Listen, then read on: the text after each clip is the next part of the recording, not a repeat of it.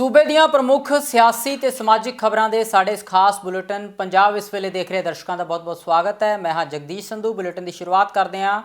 मुख मंत्री चरणजीत सिंह चन्नी ने अज दिल्ली विखे गृह मंत्री अमित शाह के नाल मुलाकात की। भाखड़ा ब्यास मैनेजमेंट बोर्ड के मुद्दे नूं लैके मुख मंत्री चन्नी ने पंजाब का पक्ष रखा तो यह गल भी गृह मंत्री दे नाल कीती कि पंजाब नूं उसदा बनदा हक दिता जाए। तो जिस तरह पहलां नियुक्तियां कीतियां जांदियां सन भाखड़ा ब्यास मैनेजमेंट बोर्ड दे नाल विच, उसे तरह हुण भी नियुक्तियां कीतियां जाण। तुहानूं दस दईए भाखड़ा ब्यास मैनेजमेंट बोर्ड दे विच केंद्र वल्लों कुछ बदलाव कीते गए ने।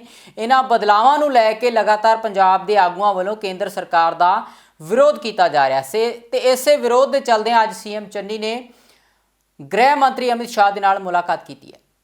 सेक्रेटरी और प्रिंसिपल सेक्रेटरी को साथ लेकर मिला तो हमारा मेन इशू है जो वो है बीबीएमबी को लेकर कि वहाँ जो ऑफिसर्स हैं जैसे पहले लगाए जाते थे वैसे ही लगने चाहिए। अब केंद्र सरकार की तरफ से उसमें दिक्कत आ रही है कि ये बाहर से लोग लगाना चाहते हैं। उसके लिए मैं अमित शाह जी से रिक्वेस्ट की है कि आप इसको दोबारा कंसिडर करो। उन्होंने मुझे विश्वास दिया है कि आज उनके मंत्री यहाँ नहीं हैं, एक दो दिन में वो अपने मंत्री को बुलाकर इसके बारे में चर्चा करेंगे और जैसे पंजाब चाहता है हम वैसे करेंगे। 997 स्टूडेंट वहाँ थे, जिसमें से 420 वापस आ चुके हैं और बाकी 200 पोलैंड में चले गए हैं, वो सेफ हैं। लेकिन अभी कुछ लोग वहीं फंसे हुए हैं। उनके लिए मैंने निवेदन किया है और उन्होंने मुझे विश्वास दिया है कि हम पूरी गौर कर रहे हैं और बच्चे वापस आए। तो उधर पंजाब दे विच चोण नतीजों के विच बेहद घट समा रह गया। अजिहे विच बहुत सारे मीडिया अदारियां वालों वक्खो वक्खरे सर्वेखण जारी किए जा रहे हैं। इन्हां सर्वेखणां दे उपर गलबात करदे हां साडे सीनियर पत्रकार सुरिंदर डल्ला जी का की प्रतिक्रम है, ये जान लैंदे हां। नाल दी नाल सुरिंदर डल्ला होणां दा अपना जिहड़ा एग्जिट पोल है, अपना जिहड़ा उन्हां दा अंदाजन सर्वेखण है, उस ते भी गलबात कर लैंदे हां। डल्ला साहब किवें देखते हो वक्खो वक्खरे टीवी चैनलों के सर्वेखणां नूं ते तुहाडा अपना जिहड़ा अंदाजन सर्वेखण है वो की कहंदा है?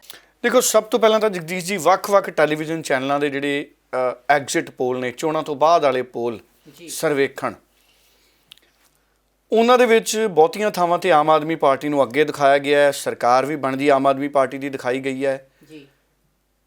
ਪਰ ਮੇਰਾ ਇਹ ਮੰਨਣਾ ਹੈ ਕਿ ਅਸਲ ਫੈਸਲਾ ਤਾਂ 10 ਮਾਰਚ ਨੂੰ ਆਉਣਾ ਹੈ, ਪਰ संकेत ਜਿਹੇ मिल रहे ने कि सरकार बहुत ही संभावना है कि या तो आम आदमी पार्टी बहुमत ना बना जू या आम आदमी पार्टी सब तो वड्डी पार्टी बन के आऊ। और मैं जिहड़ा अपना अनुमानित सर्वेखण किया है, मेरे अंदाजे मेरे एक्सपीरियंस के आधार के उत्ते मेरे जिहड़े अनुमान ने, हालांकि मैं कोई डेटाबेस नहीं उहदे लई बनाया, पर मेरे एक्सपीरियंस तो जो मैं निचोड़ कढ़िया है, जो ਵੱਖ-ਵੱਖ चैनलों के उत्ते ओपीनियन डिलीवर सी लोगों का अपनी सरकार चुनन नूं लैके, मैनूं ये लगता है कि जिहड़ा ट्रेंड 1 है, मेरे मुताबिक अगर तां ट्रेंड वन मतलब दो हालात ने, ट्रेंड 1 एंड ट्रेंड 2। ट्रेंड 1 दे विच मैनूं ये लगता है कि अगर ट्रेंड 1 आउंदा 10 मार्च नूं ते फिर आम आदमी पार्टी 80 तो वध सीटां नाल जितूगी, हासिल करूगी। 80 सीटां भी हो सकदियां आम आदमी पार्टी दीयां, 90 सीटां भी हो सकदियां। वो क्यों? ਉਹਦਾ ਕਾਰਨ ਇਹ ਹੈ ਕਿ ਜਦੋਂ ਹਵਾ ਕਿਸੇ ਦੀ ਟ੍ਰੈਂਡ 'ਚ ਨਜ਼ਰ ਆਉਂਦੀ ਹੈ ਨਾ, ਉਦੋਂ ਐਂਟੀ ਇਨਕੰਬੈਂਸੀ ਇਸ ਰੂਪ ਦੇ ਵਿੱਚ ਉਸ ਧਿਰ ਵੱਲ ਹੋ ਜਾਂਦੀ ਹੈ ਜਿਸ ਧਿਰ ਦੀ ਥੋੜ੍ਹੀ ਜਿਹੀ ਸੰਭਾਵਨਾ ਹੋਵੇ, ਹਵਾ ਹੋਵੇ। ਦੇਖੋ, ਅਕਾਲੀ ਦਲ ਪਹਿਲਾਂ 10 ਸਾਲ ਲਗਾਤਾਰ ਸੱਤਾ 'ਚ ਰਿਹਾ, ਬਹੁਤ ਸਾਰੇ ਮਸਲੇ ਅਕਾਲੀ ਦਲ ਨੇ ਛੱਡੇ ਪੈਂਡਿੰਗ। ਬੇਅਦਬੀਆਂ ਦੇ ਮਸਲੇ ਸੀ, ਬਰਗਾੜੀ ਵਰਗੇ ਮਸਲੇ ਸੀ, ਉਹ ਮਸਲੇ ਅਨਸੋਲਵਡ ਸੀ, ਹੱਲ ਨਹੀਂ ਸੀ ਹੋਏ। कैप्टन अमरिंदर उन्हां मसलियां नूं हल करन दे वादे नाल आया सी भी मैं सारे मसले हल कर दूँ, नशा खत्म कर दूँ, फिर मैं सारी किसानी का कर्जा माफ़ कर दूँ, फिर मैं घर घर नौकरी दे दूँ। देखो, कित्थों सारी किसानी का कैप्टन ने कर्जा माफ़ किया, कित्थों घर घर नौकरी कैप्टन ने देती। उहदे करके कांग्रेस उस स्थिति 'च चली गई कि एक लोक विरोधी लहर कांग्रेस के प्रति पैदा हुई। चरणजीत चन्नी नूं लिआंदा कांग्रेस ने, हालांकि जदों कैप्टन अमरिंदर ने अस्तीफा देता तो नवजोत सिंह सिद्धू का संघर्ष सी एक पंजाब के मुद्दों पर, जिहदे करके कैप्टन अमरिंदर नूं अस्तीफा देना पिया। रोज़ कैप्टन नवजोत सिंह सिद्धू ट्वीट करते सी भी बरगाड़ी ते दसो, बेअदबी ते दसो, नशियां ते दसो, की करोगे, की कीता।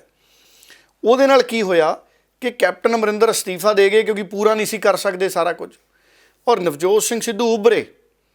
ਪਰ ਕਾਂਗਰਸ ਨੇ, ਮੈਨੂੰ ਇਹ ਲੱਗਦਾ ਹੈ ਕਿ ਬਿਨਾਂ ਜ਼ਮੀਨ ਔਰ ਬਿਨਾਂ ਨਵਜੋਤ ਸਿੰਘ ਸਿੱਧੂ ਦੀ ਮਿਹਨਤ, ਉਹਦੀ ਇਮਾਨਦਾਰੀ ਦਾ ਮੁੱਲ ਪਾਏ, ਬਿਨਾਂ ਜ਼ਮੀਨੀ ਹਾਲਾਤ ਚੈੱਕ ਕੀਤੇ, ਕਾਲ 'ਚ ਫੈਸਲਾ ਕਰ ਲਿਆ ਚਰਨਜੀਤ ਚੰਨੀ ਉਹਨਾਂ ਨੂੰ ਮੁੱਖ ਮੰਤਰੀ ਬਣਾਉਣ ਦਾ। ਅਗਰ ਨਵਜੋਤ ਸਿੰਘ ਸਿੱਧੂ ਨੂੰ ਮੁੱਖ ਮੰਤਰੀ ਬਣਾ ਦਿੰਦੇ ਤਾਂ ਨਵਜੋਤ ਸਿੰਘ ਸਿੱਧੂ ਕੋਲ ਇੱਕ ਮੌਕਾ ਸੀ 3 ਮਹੀਨਿਆਂ 'ਚ 4 ਮਹੀਨਿਆਂ 'ਚ ਸਰਕਾਰੀ ਕਾਰਪੋਰੇਸ਼ਨ ਬਣਾਉਂਦਾ, ਰੇਤੇ ਦੀ, ਸ਼ਰਾਬ ਦੀ ਸਰਕਾਰੀ ਕਾਰਪੋਰੇਸ਼ਨ ਬਣਾਉਂਦੇ, ਥੋੜ੍ਹਾ ਬਹੁਤਾ ਰੁਜ਼ਗਾਰ ਤੁਰਦਾ, ਮੁਲਾਜ਼ਮਾਂ ਨੂੰ, ਅਧਿਆਪਕਾਂ ਨੂੰ ਕਿਸੇ ਨਾ ਕਿਸੇ ਤਰੀਕੇ ਨਵਜੋਤ ਸਿੰਘ ਸਿੱਧੂ ਕਨਵਿੰਸ ਕਰਦਾ ਵੀ ਇਨਕਮ ਦੇ ਨਾਲ ਸਾਰਾ ਕੁਝ ਹੈ, ਮੈਂ ਇਨਕਮ ਲੈ ਕੇ ਆ ਰਿਹਾ ਅਤੇ ਹੌਲੀ ਹੌਲੀ ਤੁਹਾਡੇ ਪੱਕੇ ਹੋਣ ਦਾ ਰਾਹ ਖੁੱਲੂਗਾ। ਲੇਕਿਨ ਚਰਨਜੀਤ ਚੰਨੀ ਹੋਣੀ ਆਪਣੇ ਹਿਸਾਬ ਨਾਲ ਚੱਲ ਗਏ, ਇੱਕ ਆਮ ਆਦਮੀ ਦੀ ਇਮੇਜ ਪੇਸ਼ ਕੀਤੀ, ਹੈਲੀਕਾਪਟਰ 'ਚ ਜ਼ਿਆਦਾ ਘੁੰਮੇ, ਇਮੇਜ ਆਮ ਆਦਮੀ ਦੀ ਪੇਸ਼ ਕੀਤੀ। ਫਿਰ ਉਹਨਾਂ ਦਾ ਭਰਾ, ਮਾफ़ ਕਰਨਾ, ਉਹਨਾਂ ਦਾ ਰਿਸ਼ਤੇਦਾਰ, ਉਹਨਾਂ ਦਾ ਭਰਾ ਵੀ ਚਲੋ ਚੋਣ ਮੈਦਾਨ ਦੇ ਵਿੱਚ ਆ ਗਿਆ। ਫਿਰ ਚਰਨਜੀਤ ਚੰਨੀ ਹੋਣੀ ਇਹ ਕਹਿੰਦੇ ਰਹੇ ਕਿ ਮੈਂ ਸਧਾਰਨ ਆਦਮੀ ਆ, ਮੈਂ ਆਹ ਕੰਮ ਵੀ ਕਰਦਾ, ਮੈਂ ਆਹ ਕੰਮ ਵੀ ਕਰਦਾ।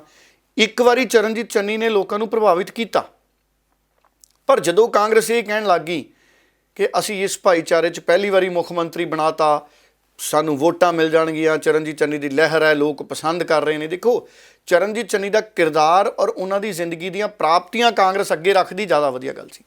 ਪੰਜਾਬ 'ਚ ਜਾਤੀਵਾਦ ਦਾ ਏਜੰਡਾ ਨਹੀਂ ਚੱਲਦਾ। ਪੰਜਾਬ 'ਚ ਲੋਕ ਕਿਰਦਾਰ, ਕੰਟਰੀਬਿਊਸ਼ਨ, ਉਹਨਾਂ ਦਾ ਯੋਗਦਾਨ, ਉਹਨਾਂ ਦੀ ਯੋਗਤਾ ਦੇਖ ਕੇ ਵੋਟਾਂ ਪਾਉਂਦੇ ਨੇ। ਜਗਦੀਸ਼ ਜੀ, ਉਧਰ ਮੁੱਖ ਮੰਤਰੀ ਚਰਨਜੀਤ ਸਿੰਘ ਚੰਨੀ ਦੀ ਮੁਲਾਕਾਤ ਤੋਂ ਪਹਿਲਾਂ ਕੈਪਟਨ ਅਮਰਿੰਦਰ ਸਿੰਘ ਨੇ ਵੀ ਗ੍ਰਹਿ ਮੰਤਰੀ ਅਮਿਤ ਸ਼ਾਹ ਦੇ ਨਾਲ ਮੁਲਾਕਾਤ ਕੀਤੀ ਅਤੇ ਪੰਜਾਬ ਦੇ ਵੱਖੋ ਵੱਖਰੇ ਮੁੱਦਿਆਂ ਨੂੰ ਲੈ ਕੇ ਉਹਨਾਂ ਨੇ ਗ੍ਰਹਿ ਮੰਤਰੀ ਦੇ ਨਾਲ ਵਿਚਾਰ ਵਟਾਂਦਰਾ ਕੀਤਾ। ਇਸ ਮੀਟਿੰਗ ਤੋਂ ਬਾਅਦ ਕੈਪਟਨ ਅਮਰਿੰਦਰ ਸਿੰਘ ਨੇ ਮੀਡੀਆ ਨੂੰ ਵੀ ਸੰਬੋਧਨ ਕੀਤਾ। ਉਹਨਾਂ ਕਿਹਾ ਕਿ ਪੰਜਾਬ ਦੇ ਪ੍ਰਮੁੱਖ ਸਿਆਸੀ ਅਤੇ ਅਹਿਮ ਮੁੱਦਿਆਂ ਤੇ ਗ੍ਰਹਿ ਮੰਤਰੀ ਦੇ ਨਾਲ ਉਹਨਾਂ ਗੱਲਬਾਤ ਕੀਤੀ है। देखिए, अभी इलेक्शंस हुई है, अभी तो रिजल्ट नहीं आए, पर हमने जस्ट जनरल बातें की पंजाब के बारे में, डिटेल बातें करेंगे जब एक बार रिजल्ट आ जाएंगे। बीबीएमबी ਤੇ ਸਿਟਕੋ ਦਾ ਮੁੱਦਾ ਪੰਜਾਬ ਚ ਉਛਲਿਆ ਹੋਇਆ ਹੈ, ਇਸ ਤੇ ਗੱਲਬਾਤ ਕੀਤੀ ਤੁਸੀਂ? नहीं, ये नहीं की, लेकिन मैं चिट्ठी लिखी है प्राइम मिनिस्टर ਨੂੰ on BBMB and also on Chandigarh. Chandigarh ਦੀ ਸਾਡੀ ਅੰਡਰਸਟੈਂਡਿੰਗ ਸੀ ਵੈਨ ਜਦੋਂ 1966 डिवीजन हुई है कि 60% will be from Punjab and 40% from Haryana. Similarly जो वहाँ दोनों चीफ इंजीनियर्स थे हमारे, एक was from Punjab and one from Haryana, अब और जगह से भेज रहे हैं। तो I had written a letter to the prime minister on this. गठबंधन के बिना नहीं बनेगी। देखिए जी, मैं तो पंडित है नहीं, I am not somebody who can predict. इतना है कि हमारी पार्टी ने we have done well and BJP has done well and let us see what happens। ਤੇ ਉਧਰ ਪੰਜਾਬ ਕਾਂਗਰਸ ਦੇ ਪ੍ਰਧਾਨ ਨਵਜੋਤ ਸਿੰਘ ਸਿੱਧੂ ਦੀ ਅਗਵਾਈ ਦੇ ਵਿੱਚ ਕਾਂਗਰਸ ਭਵਨ ਦੇ ਵਿੱਚ ਇੱਕ ਅਹਿਮ ਮੀਟਿੰਗ ਕੀਤੀ ਗਈ। ਚੋਣ ਨਤੀਜਿਆਂ ਤੋਂ ਠੀਕ 3 ਦਿਨ ਪਹਿਲਾਂ ਕੀਤੀ ਗਈ ਇਸ ਮੀਟਿੰਗ ਨੂੰ ਬੇहद ਅਹਿਮ ਮੰਨਿਆ ਜਾ ਰਿਹਾ ਹੈ। ਇਸ ਮੀਟਿੰਗ ਦੇ ਵਿੱਚ ਪੰਜਾਬ ਕਾਂਗਰਸ ਦੇ ਕਈ ਵੱਡੇ ਆਗੂਆਂ ਨੇ ਸ਼ਮੂਲੀਅਤ ਕੀਤੀ। ਦੱਸਿਆ ਜਾ ਰਿਹਾ ਹੈ ਕਿ ਕਈ ਅਹਿਮ ਨੁਕਤਿਆਂ ਦੇ ਉੱਪਰ ਇਸ ਮੀਟਿੰਗ ਤੇ ਵਿਚਾਰ ਵਟਾਂਦਰਾ ਕੀਤਾ ਗਿਆ। ਸ਼੍ਰੋਮਣੀ ਅਕਾਲੀ ਦਲ ਦੇ ਆਗੂ ਸੁੱਚਾ ਸਿੰਘ ਛੋਟੇਪੁਰ ਸ਼੍ਰੀ ਦਰਬਾਰ ਸਾਹਿਬ ਵਿਖੇ ਨਤਮਸਤਕ ਹੋਏ। ਇਸ ਮੌਕੇ ਉਹਨਾਂ ਮੀਡੀਆ ਨੂੰ ਵੀ ਸੰਬੋਧਨ ਕੀਤਾ। ਸੁੱਚਾ ਸਿੰਘ ਛੋਟੇਪੁਰ ਨੇ ਕਿਹਾ ਹੈ ਕਿ ਨਤੀਜੇ ਆਉਣ ਤੋਂ ਬਾਅਦ ਹੀ ਗੱਠਜੋੜ ਦੀਆਂ ਸੰਭਾਵਨਾਵਾਂ ਬਾਰੇ ਪਤਾ ਲੱਗ ਸਕੇਗਾ। ਇਸ ਮੌਕੇ ਉਹਨਾਂ ਪ੍ਰੋਫੈਸਰ ਦਵਿੰਦਰਪਾਲ ਭੁੱਲਰ ਦੀ ਰਿਹਾਈ ਦੇ ਮਾਮਲੇ ਨੂੰ ਲੈ ਕੇ ਆਮ ਆਦਮੀ ਪਾਰਟੀ ਤੇ ਵੀ ਤਿੱਖਾ ਸਿਆਸੀ ਹਮਲਾ ਕੀਤਾ ਹੈ। ਦੇਖੋ, ਦਾਅਵਾ ਕਰਨਾ ਤਾਂ ਸਾਰਿਆਂ ਦਾ, ਜਦ ਤੱਕ ਰਿਜ਼ਲਟ ਨਹੀਂ ਆਉਂਦਾ, ਹਰ ਇੱਕ ਜਿਹੜੇ ਆਜ਼ਾਦ ਵੀ ਲੜਦੇ ਉਹ ਵੀ ਦਾਅਵਾ ਕਰਦੇ ਆ, ਜਿਨ੍ਹਾਂ ਨੂੰ ਪਤਾ ਹੁੰਦਾ ਵੀ ਨਹੀਂ ਵੋਟ ਪੈਣੀ ਉਹ ਵੀ ਦਾਅਵਾ ਕਰਦੇ ਆ। ਦਾਅਵਾ ਕਰਨਾ ਤਾਂ ਹਰ ਇੱਕ ਬੰਦੇ ਦਾ ਹੱਕ ਆ, ਪਰ ਵਡਿਆਈ ਸੱਚੇ ਪਾਤਸ਼ਾਹ ਨੇ ਬਖਸ਼ਿਸ਼ ਕਰਨੀ ਹੈ ਔਰ ਸਾਨੂੰ ਪੂਰਨ ਭਰੋਸਾ ਵਾ ਕਿ ਪਰਮਾਤਮਾ ਮਿਹਰ ਕਰੇਗਾ। ਸ਼੍ਰੋਮਣੀ ਅਕਾਲੀ ਦਲ ਨੂੰ ਵੱਡੀ ਲੀਡ ਜਿਹੜੀ ਆ ਉਹ ਪਰਮਾਤਮਾ ਬਖਸ਼ਿਸ਼ ਕਰੇਗਾ, ਸਰਕਾਰ ਬਣੇ। ਕੇਂਦਰ ਦਾ ਜਿਹੜਾ ਭਾਗੜਾ ਦੇ ਨਾਲ ਜਿਹੜਾ ਮੌਕੇ ਤੇ ਦੇਖੋ, ਸੈਂਟਰ ਨੇ ਤਾਂ ਹਮੇਸ਼ਾ ਪੰਜਾਬ ਦੇ ਨਾਲ ਬੇਇਨਸਾਫੀ ਕੀਤੀ ਹੈ, ਚਾਹੇ ਸਰਕਾਰ ਕਾਂਗਰਸ ਦੀ ਸੀ ਚਾਹੇ BJP ਦੀ ਸੀ। ਘੱਟ ਗਿਣਤੀਆਂ ਨੂੰ ਖਾਸ ਤੌਰ ਤੇ ਪੰਜਾਬ ਨੂੰ ਤਾਂ ਕਦੀ ਵੀ ਇਨਸਾਫ ਨਹੀਂ ਮਿਲਿਆ। ਉਹਦੇ ਵਾਸਤੇ ਤਾਂ ਜਦੋਜਹਿਦ ਕਰਨੀ ਪੈਣੀ ਹੈ। ਸਾਰੇ ਪੰਜਾਬੀਆਂ ਨੂੰ ਇਕੱਠੇ ਹੋਣਾ ਪਊਗਾ ਔਰ ਅਸੀਂ ਇਕੱਠੇ ਹੋ ਕੇ ਹੀ ਆਪਣੇ ਹੱਕ ਜਿਹੜੇ ਲੈ ਸਕਦੇ ਹਾਂ। ਅੱਜ ਤੱਕ ਜੋ ਕੁਝ ਵੀ ਪੰਜਾਬ ਨੇ ਲਿਆ ਵਾ ਸੰਘਰਸ਼ ਨਾਲ ਲਿਆ ਵਾ। ਪੰਜਾਬੀ ਸੂਬਾ ਬੋਲੀ ਦੇ ਆਧਾਰ ਤੇ ਬਣਿਆ ਸੀ। ਸਾਰੇ ਹਿੰਦੁਸਤਾਨ 'ਚ ਕਿਸੇ ਨੂੰ ਸੰਘਰਸ਼ ਕਰਨ ਦੀ ਲੋੜ ਨਹੀਂ ਸੀ ਪਈ। ਆਪਣੇ ਬਜ਼ੁਰਗਾਂ ਨੂੰ ਪੰਜਾਬੀ ਸੂਬਾ ਬਣਾਉਣ ਵਾਸਤੇ ਹਜ਼ਾਰਾਂ ਦੀ ਤਾਦਾਦ ਵਿੱਚ, ਲੱਖਾਂ ਤਾਦਾਦ ਵਿੱਚ ਗ੍ਰਿਫਤਾਰੀਆਂ ਦੇਣੀਆਂ ਪਈ ਸੀ, ਸੈਂਕੜੇ ਸ਼ਹੀਦ ਹੋਏ ਸੀ, ਫਿਰ ਜਾ ਕੇ ਪੰਜਾਬੀ ਸੂਬਾ ਬਣਿਆ ਸੀ। ਪ੍ਰੋਫੈਸਰ ਦਵਿੰਦਰਪਾਲ ਸਿੰਘ ਭੁੱਲਰ ਦੀ ਜਿਹੜੀ ਰਿਹਾਈ ਦਾ ਮਾਮਲਾ ਲਟਕਦਾ ਪਿਆ, ਕੇਜਰੀਵਾਲ ਦੇ ਐਲੀਗੇਸ਼ਨ ਲੱਗਦੇ ਨੇ ਕਿ ਉਹ ਕੋਈ ਦੇਰੀ ਕਰਦਾ। ਪ੍ਰੋਫੈਸਰ ਦਵਿੰਦਰਪਾਲ ਸਿੰਘ ਭੁੱਲਰ ਦੀ ਰਿਹਾਈ ਦੇ ਮਸਲੇ 'ਚ ਕੇਜਰੀਵਾਲ ਦਾ ਚਿਹਰਾ ਜਿਹੜਾ ਨਾ ਉਹ ਬਿਲਕੁਲ ਨੰਗਾ ਹੋ ਗਿਆ ਵੀ ਉਹ ਐਂਟੀ ਪੰਜਾਬੀ ਹੈ, ਪਰ ਉਹਨੇ ਕਦੀ ਵੀ ਪੰਜਾਬ ਦੇ ਨਾਲ ਉਹਦਾ ਕੋਈ ਲਗਾਓ ਨਹੀਂਗਾ। ਨਹੀਂ ਤੇ ਜਿਹੜਾ ਬੰਦਾ ਇੰਨਾ ਲੰਬਾ ਟਾਈਮ ਜੇਲ੍ਹ 'ਚ ਰਹਿ ਚੁੱਕਾ ਵਾ, ਡਾਕਟਰਾਂ ਨੇ ਉਹਨੂੰ ਮੈਡੀਕਲੀ ਉਹਦਾ ਦੱਸਿਆ ਵੀ ਉਹ ਫਿੱਟ ਨਹੀਂਗਾ, ਪਰ ਉਹਦੇ ਦਿਮਾਗ 'ਤੇ ਅਸਰ ਆ। ਤਾਂ ਗੌਰਮੈਂਟ ਆਫ ਇੰਡੀਆ ਨੇ ਜਦੋਂ ਗੁਰੂ ਨਾਨਕ ਸਾਹਿਬ ਸੱਚੇ ਪਾਤਸ਼ਾਹ ਦੇ 550 ਸਾਲਾ ਅਵਤਾਰ ਪੁਰਬ ਦੇ ਦਿਹਾੜੇ 'ਤੇ ਕੈਦੀਆਂ ਨੂੰ ਰਿਹਾ ਕਰਨ ਦੀ ਗੱਲ ਕੀਤੀ ਸੀਗੀ, ਚਾਹੀਦਾ ਤੁਸੀਂ ਵੀ ਉਦੋਂ ਹੀ ਕਰ ਦਿੰਦੇ, ਪਰ ਮੈਂ ਸਮਝਦਾ ਕਿ ਬਹੁਤ ਇਹਨੇ ਘਟੀਆ ਕੰਮ ਕੀਤਾ ਵਾ।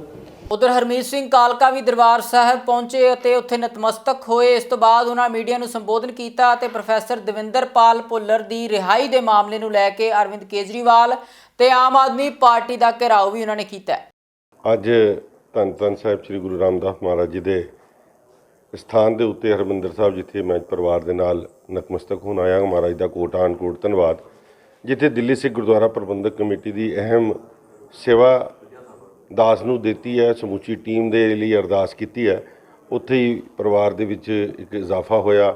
ਮੇਰੇ ਬੱਚੇ ਦਾ ਆਨੰਦ ਕਾਰਜ ਹੋਇਆ, ਉਹਦਾ ਸ਼ੁਕਰਾਨਾ ਕਰਨ ਵਾਸਤੇ ਪਰਿਵਾਰ ਦੇ ਨਾਲ ਇੱਥੇ ਪਹੁੰਚਿਆ। ਸੋ ਮੈਂ ਮਹਾਰਾਜ ਦਾ ਜਿੱਥੇ ਧੰਨਵਾਦ ਕਰਦਾ, ਸ਼੍ਰੋਮਣੀ ਕਮੇਟੀ ਦੇ ਪ੍ਰਬੰਧਕਾਂ ਦਾ ਧੰਨਵਾਦ ਕਰਦਾ, ਜਿੱਥੇ ਬੁਲਾ ਕੇ ਉਹਨਾਂ ਨੇ ਸਨਮਾਨ ਕੀਤਾ। ਦੇਖੋ, ਦਿੱਲੀ ਸਿੱਖ ਗੁਰਦੁਆਰਾ ਪ੍ਰਬੰਧਕ ਕਮੇਟੀ ਵੱਲੋਂ ਅਸੀਂ ਪੂਰਾ ਜ਼ੋਰ ਕੇਂਦਰ ਦੇ ਉੱਤੇ ਜਿੱਥੇ ਬਣਾਇਆ ਸੀ, ਕੇਂਦਰ ਕਰਕੇ ਹੀ ਇਹ ਜਿਹੜੀਆਂ ਮੁਮਕਿਨ ਹੋ ਪਈਆਂ। ਔਰ ਉਸ ਤੋਂ ਬਾਅਦ ਜਿਸ ਤਰੀਕੇ ਨਾਲ ਦਿੱਲੀ ਸਰਕਾਰ ਅੜਕੜੇ ਲਗਾ ਰਹੀ ਹੈ ਉਹਦੇ ਉੱਤੇ, ਕਿਉਂਕਿ ਬਹੁਤ ਸਿਆਸੀ ਉਹਨਾਂ ਦੇ ਉੱਤੇ, ਕਿਉਂਕਿ ਪੰਜਾਬ ਦੇ ਵਿੱਚ ਚੋਣਾਂ ਲੜਨੀਆਂ ਸੀ, ਆਮ ਆਦਮੀ ਪਾਰਟੀ ਨੇ ਇਹ ਡਿਸੀਜਨ ਨਹੀਂ ਲੈ ਸਕੇ। ਔਰ ਉਸ ਤੋਂ ਬਾਅਦ ਲਗਾਤਾਰ ਅਸੀਂ ਉਹਨਾਂ ਦੇ ਉੱਤੇ 2 ਦਿਨ ਪਹਿਲੇ ਜਿਸ ਤਰੀਕੇ ਨਾਲ ਉਹਨਾਂ ਨੂੰ ਅਸੀਂ ਲੈਟਰ ਵੀ ਲਿਖੀ ਹੈ ਔਰ LG ਦੇ ਉੱਤੇ ਵੀ ਦਬਾਅ ਪਾਇਆ ਕਿ ਇਹ ਰਿਹਾਈ ਜਿਹੜੀ ਹੋਣੀ ਚਾਹੀਦੀ ਹੈ। 1993 ਤੋਂ ਲੈ ਕੇ ਅੱਜ ਤੱਕ ਦਾ ਇੰਨਾ ਵੱਡਾ ਲੰਬਾ ਸਮਾਂ ਪ੍ਰੋਫੈਸਰ ਸਾਹਿਬ ਨੂੰ ਜੋ ਇਸ ਕੈਦ ਦੇ ਵਿੱਚ ਹੋ ਗਿਆ ਔਰ ਜਿਹਨੂੰ ਕੇਂਦਰ ਦੀ ਸਰਕਾਰ ਨੇ ख़त्म करता होया, ਇਹਦੇ ਉੱਤੇ ਉਹਨਾਂ ਨੂੰ ਫੈਸਲਾ ਲੈਣਾ ਚਾਹੀਦਾ। ਮਗਰ ਕੋਈ ਨਾ ਕੋਈ ਮਨਸੂਬੇ, ਕਿਉਂਕਿ ਜਿੱਥੇ ਨਜ਼ਰ ਆ ਰਿਹਾ ਕਿ ਆਮ ਆਦਮੀ ਪਾਰਟੀ ਜਿੱਥੇ ਦਿੱਲੀ ਦੇ ਵਿੱਚ ਜਿੱਥੇ ਪੰਜਾਬੀਆਂ ਦੀ ਦੁਸ਼ਮਣ, ਪੰਜਾਬੀਅਤ ਦੀ ਦੁਸ਼ਮਣ ਬਣ ਕੇ ਰਹੀ ਹੈ, ਹੁਣ ਪੰਜਾਬ ਦੇ ਵਿੱਚ ਉਹ ਕਿਸੇ ਤਰੀਕੇ ਨਾਲ ਆ ਰਹੀ ਹੈ।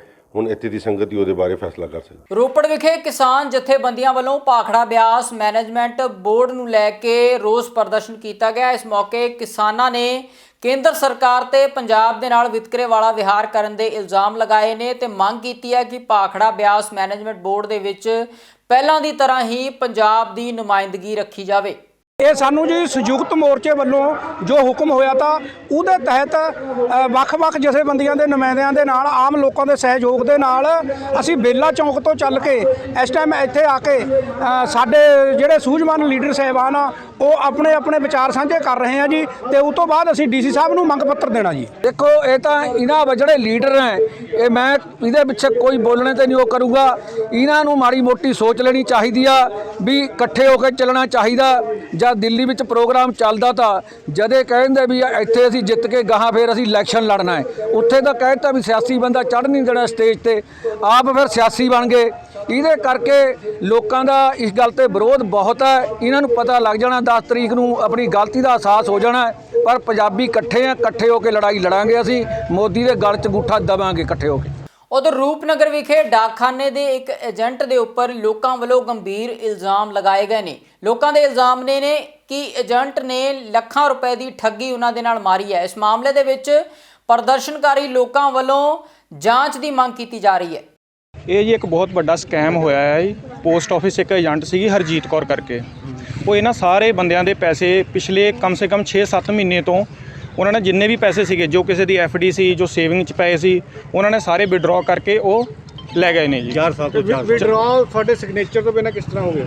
ਸਿਗਨੇਚਰ ਇੱਦਾਂ ਹੈ ਜੀ, ਪੋਸਟ ਆਫਿਸ ਵਾਲਿਆਂ ਨੇ ਉਹਨਾਂ ਨੂੰ ਇੱਕ ਏਜੰਟ ਨੰਬਰ ਦਿੱਤਾ ਹੋਇਆ ਸੀ। ਜਦੋਂ ਵੀ ਆਪਾਂ ਫਸਟ ਟਾਈਮ ਪੋਸਟ ਆਫਿਸ ਦੇ ਵਿੱਚ ਗਏ ਸੀ, ਉਹ ਸਾਨੂੰ ਕਹਿੰਦਾ ਜੀ ਏਜੰਟ ਦੇ ਥਰੂ ਜਮ੍ਹਾਂ ਕਰਵਾਓ। ਤਾਂ ਇਸ ਕਰਕੇ ਕਿਹਾ ਸੀਗਾ ਜੋ ਵਿਸ਼ਵਾਸ ਉਹਨਾਂ ਜਿੱਤਿਆ ਹੋਇਆ ਸੀ, 20 ਸਾਲ ਤੋਂ ਕੰਮ ਕਰ ਰਹੀ ਸੀ ਪੋਸਟ ਆਫਿਸ ਦੇ ਵਿੱਚ ਏਜੰਟ ਦਾ ਹੀ। ਇਸ ਕਰਕੇ ਕਿਹਾ ਹੈ ਕਿ ਲੋਕ ਸਾਰੇ ਉਹਨੂੰ ਵਿਡਰਾਅ ਸਾਈਨ ਕਰਕੇ ਦੇ ਦਿੰਦੇ ਸੀ, ਤਾਂ ਕਰਕੇ ਉਹ ਵਿਡਰਾਅ ਕਰਵਾ ਲੈਂਦੀ ਸੀ ਪੈਸੇ। ਸਾਈਨ ਕਰਕੇ ਤੁਸੀਂ ਦਿੰਦੇ ਸੀ? ਹਾਂਜੀ, ਸਾਈਨ ਕਰਕੇ ਉਹਨੂੰ ਦਿੰਦੇ ਸੀ। ਉਹ ਸਾਡੀ RD ਦੇ ਵਿੱਚ ਜਿੱਦਾਂ ਸਾਡੇ ਸੇਵਿੰਗ ਅਕਾਊਂਟ 'ਚ ਵਿਆਜ ਆ ਗਿਆ ਜਾਂ ਅਸੀਂ ਆਪਣੇ ਕੋਲੋਂ ਪੈਸੇ ਉਹਨੂੰ ਦੇ ਦਿੱਤੇ ਤਾਂ ਉਹ ਲਿਜਾ ਕੇ ਉੱਥੇ ਡਿਪੋਜ਼ਿਟ ਕਰ ਦਿੰਦੀ ਸੀ। ਪਿਛਲੇ 20 ਸਾਲ ਤੋਂ ਇਹ ਕੰਮ ਕਰ ਰਹੀ ਸੀ ਉਹ, ਇਸ ਕਰਕੇ ਉਹਦਾ ਵਿਸ਼ਵਾਸ ਬਣਿਆ ਹੋਇਆ ਸੀ। ਤੇ ਮੇਨ ਕਿਆ ਹੈ ਜੀ, ਪੋਸਟ ਆਫਿਸ ਵਾਲੇ ਵੀ ਹੁਣ ਜਨਵਰੀ ਦਾ ਇਹੋ ਕਪੜਾ ਸ਼ੋਅ ਹੋ ਗਿਆ ਜੀ। ਉਸ ਤੋਂ ਬਾਅਦ ਵੀ ਹਜੇ ਵੀ ਸਾਡੇ ਪੈਸੇ ਕੀ ਆ, ਮੇਰੇ ਲਾਸਟ ਜਿਹੜੀ ਡਿਟੈਕਸ਼ਨ ਹੋਈ ਆ ਉਹ 17 ਫਰਵਰੀ ਦੀ ਹੋਈ ਹੈ। ਇੱਥੇ ਰੋਪੜ ਦੇ ਵਿੱਚ ਇੱਕ ਹਰਜੀਤ ਕੌਰ ਸੀਗੀ, ਉਹ ਡਾਕਖਾਨੇ ਦੀ ਏਜੰਟ ਸੀ, ਛੋਟੀਆਂ ਬਚਤਾਂ ਦੇ। ਆਰਡੀ ਵਗੈਰਾ ਕਰਦੇ ਸੀ, ਲੋਕਾਂ ਦੇ ਪੈਸੇ ਲੈ ਕੇ ਜਦੋਂ ਆ ਕੇ ਹਰ ਮਹੀਨੇ ਜਮ੍ਹਾਂ ਕਰਾਉਂਦੇ ਸੀ। ਉਹਨਾਂ ਨੇ ਕੋਈ ਪਿਛਲੇ 3-4 ਸਾਲ ਤੋਂ ਲੋਕਾਂ ਤੋਂ ਲਗਾਤਾਰ ਕਿਸ਼ਤਾਂ ਲੈਂਦੇ ਰਹੇ ਆ, ਪਰ ਪੈਸੇ ਅੱਗੇ ਜਮ੍ਹਾਂ ਨਹੀਂ ਕਰਾਏ ਹੈ ਡਾਕਖਾਨੇ 'ਚ। ਉਹ ਪੈਸੇ ਆਪਣੇ ਕੋਲ ਹੀ ਰੱਖਦੇ ਰਹੇ ਤੇ ਹੁਣ ਪਿੱਛੇ ਰੌਲਾ ਪੈ ਗਿਆ ਇਸ ਗੱਲ ਦਾ, ਤਾਂ ਲੋਕਾਂ ਨੇ ਕੰਪਲੇਂਟ ਕਰਨੀ ਸ਼ੁਰੂ ਕੀਤੀ। ਮੁੜ ਕੇ ਪਹਿਲਾਂ ਤਾਂ ਲੋਕੀ ਕਹਿੰਦੇ ਜੀ ਅਸੀਂ ਵੀ ਸਾਡੇ ਪੈਸੇ ਦਵਾ ਦਿਓ, ਅਸੀਂ ਕਾਰਵਾਈ ਕੋਈ ਨਹੀਂ ਕਰਾਉਣੀ। ਤਾਂ ਹੁਣ ਉਹਨਾਂ ਨੇ ਕੁਝ ਬੰਦੇ ਦੇ ਪੈਸੇ ਮੁੜੇ ਵੀ ਸੀ 20-25 ਜਣਿਆਂ ਦੇ। ਉਸ ਤੋਂ ਬਾਅਦ ਹੁਣ ਕਹਿੰਦੇ ਜੀ ਅਸੀਂ ਦੇ ਨਹੀਂ ਸਕਦੇ ਪੈਸੇ, ਤਾਂ ਲੋਕਾਂ ਨੇ ਹੁਣ ਕੰਪਲੇਂਟ ਕਰਨੀ ਸ਼ੁਰੂ ਕੀਤੀ। ਹੁਣ ਸਾਡੇ ਕੋਲ ਕਰੀਬ ਜਿਹੜੇ 2-3 ਦਿਨਾਂ ਦੇ ਵਿੱਚ ਹੀ ਕਰੀਬ 40-45 ਕੰਪਲੇਂਟਾਂ ਆ ਚੁੱਕੀਆਂ। ਉਹਨਾਂ ਦੀ ਜਿਹੜੀ ਅਸੀਂ ਰਿਪੋਰਟ ਤਿਆਰ ਕਰਕੇ ਡੀਏ ਸਾਹਿਬ ਨੂੰ ਭੇਜਣ ਲੱਗੇ ਹਾਂ। ਜੋ ਬਣਦੀ ਕਾਰਵਾਈ ਹੋਊਗੀ ਉਹ ਜ਼ਰੂਰ ਕਰਾਂਗੇ। ਸਵਿਟਜ਼ਰਲੈਂਡ ਦੇ ਐਂਬੈਸਡਰ ਵੀ ਅੱਜ ਸ਼੍ਰੀ ਦਰਬਾਰ ਸਾਹਿਬ ਵਿਖੇ ਆਪਣੇ ਪਰਿਵਾਰ ਸਮੇਤ ਨਤਮਸਤਕ ਹੋਏ। ਇਸ ਮੌਕੇ ਮੀਡੀਆ ਨਾਲ ਗੱਲਬਾਤ ਕਰਦਿਆਂ ਉਹਨਾਂ ਦੱਸਿਆ ਹੈ ਕਿ ਯੂਕਰੇਨ ਦੇ ਵਿੱਚ ਸ਼ਾਂਤੀ ਦੇ ਲਈ ਉਹਨਾਂ ਅਰਦਾਸ ਬੇਨਤੀ ਕੀਤੀ ਹੈ। The spirituality of the people that visited the temple, and I also had the privilege and was humbled by the presence of His Holiness. And I could, Is it a heaven on earth? It is definitely heaven on earth. Yes. Once you are inside and you pray, Yes. then you feel the spirituality of all the pilgrims that are coming to Amritsar. You've been to a free kitchen also? Yes, we have That been is to the the world's free biggest kitchen, free kitchen, world's biggest, we say langar. It is nobody, you can say this is from one person, it is for everybody, for everybody, from everybody. Yeah, indeed, from everyone. Sikhism, they are the big, our big Sikh leaders of this With the grace of Guru Ramdas. With the grace of our God. So, did you pray about the Ukraine and Russia war inside, or how do you see it? Well, I prayed for peace for India, Yes. peace for the world, and also peace in Europe. If we were like that, honestly, right now. Excuse me. ਸੂਬੇ ਦੀਆਂ ਪ੍ਰਮੁੱਖ ਸਿਆਸੀ ਤੇ ਸਮਾਜਿਕ ਖਬਰਾਂ ਦੇ ਇਸ ਖਾਸ ਬੁਲੇਟਿਨ ਪੰਜਾਬ ਇਸ ਵੇਲੇ ਦੇ ਵਿੱਚ ਫਿਲਹਾਲ ਇੰਨਾ ਹੀ। ਹੁਣ ਮੈਨੂੰ ਦਿਓ ਇਜਾਜ਼ਤ। ਬਹੁਤ ਬਹੁਤ ਧੰਨਵਾਦ।